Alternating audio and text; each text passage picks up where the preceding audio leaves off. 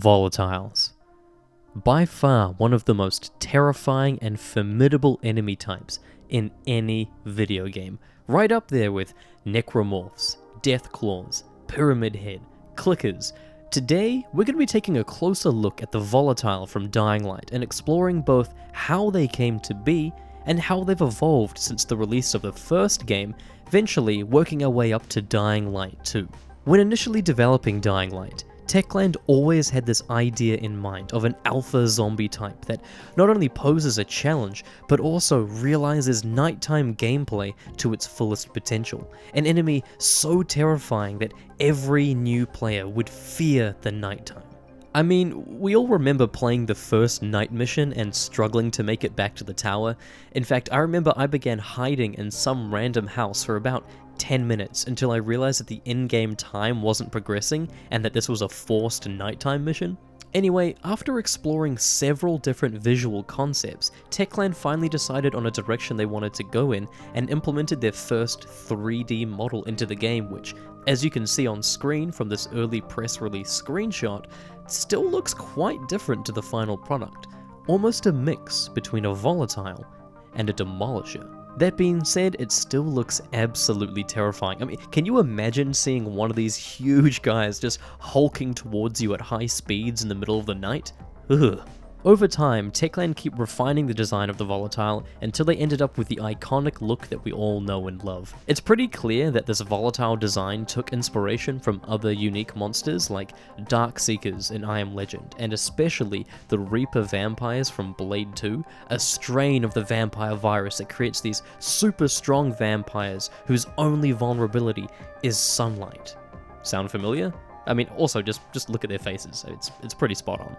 When progressing through the main story and heading through the tunnels between the slums and the antenna area, there's actually a hidden Easter egg which shows a huge alpha leader volatile railing up a small army of regular volatiles, implying that it's kind of possible for volatiles to continue evolving until the point where they gain some kind of sentience. In fact, I mean, even going back to Blade 2, only the original Reaper vampire, Jared Nomak, is able to communicate and experience thoughts and emotions, while the rest of them just follow Nomak as their leader, so perhaps some inspiration was taken here too.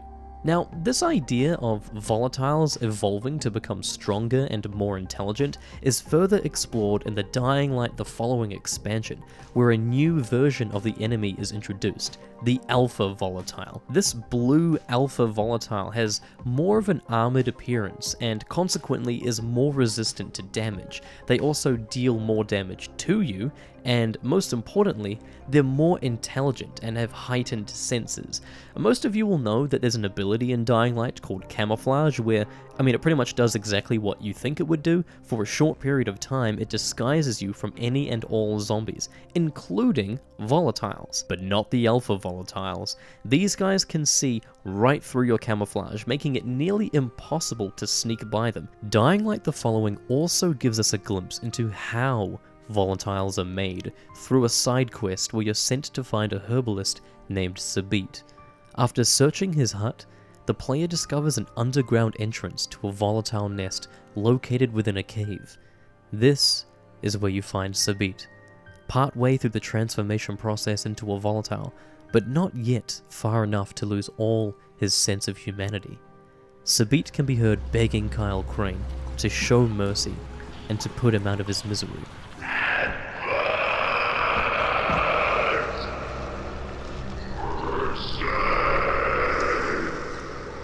Holy fuck.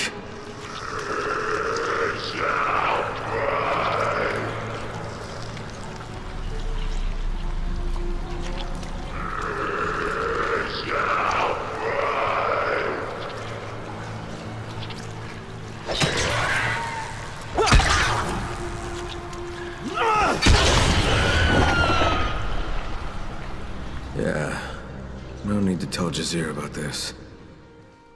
Now, this next little section does contain spoilers for the ending of Dying Light the Following's main story, so skip ahead to the time on screen if you're planning on playing the game. 3, 2, 1. Alright, so the whole premise of the following expansion revolves around this entity known as the Mother. The Mother is this mysterious and abstract idea of a person that is essentially worshipped like a deity, and, well, it turns out she's a full-on sentient super volatile. Basically, in a nutshell, there's this military liquid bioweapon contained within vials. When the fumes are inhaled by a human, that human eventually turns into a volatile. However, when the liquid is consumed directly from the vial, well, that's how the Mother was created. An advanced volatile retaining full sentience during the day, but remaining vulnerable to predatory instincts at night. If you choose to fight the Mother, she'll force you to drink the liquid, and midway through the battle, you start fighting using a claw attack, and then in a cutscene just after, well, Kyle Crane begins his transformation into a sentient volatile, and ends up releasing a scream that actually just happens to be the exact same sound that the Night Hunter makes from the PvP game mode, which is one of the leading reasons behind the popular fan theory that Kyle Crane transformed into the sentient Night Hunter. So that's an overview on the volatiles from Dying Light and Dying Light the Following, but what about Dying Light 2? In a Dying Light 2 web series that Techland has been releasing called Dying to Know, more specifically in episode 2 of this series, they revealed a canon progression of the different stages of infection in Dying Light 2. A human gets sick and turns into a viral. Now if that viral spends too much time in the sunlight, it will degrade into a shambling biter. But if that viral hides in the darkness and gives the virus time to mutate, they will evolve into a volatile. And from there, volatiles that have been exposed to certain chemicals may mutate into the different types of special infected we'll see in the game. Now, it's actually pretty cool that Techland have given us this canon overview of how the infection process works, but it's also a little bit confusing and conflicting when you compare it to everything we learned in the first game and Dying Light the Following with the military bioweapon, the fumes turning like people into volatiles, but I mean also keep in mind that first of all, there is debate about whether or not Dying Light the Following is canon, and second of all, Dying Light 2 takes place 15 years after the first game.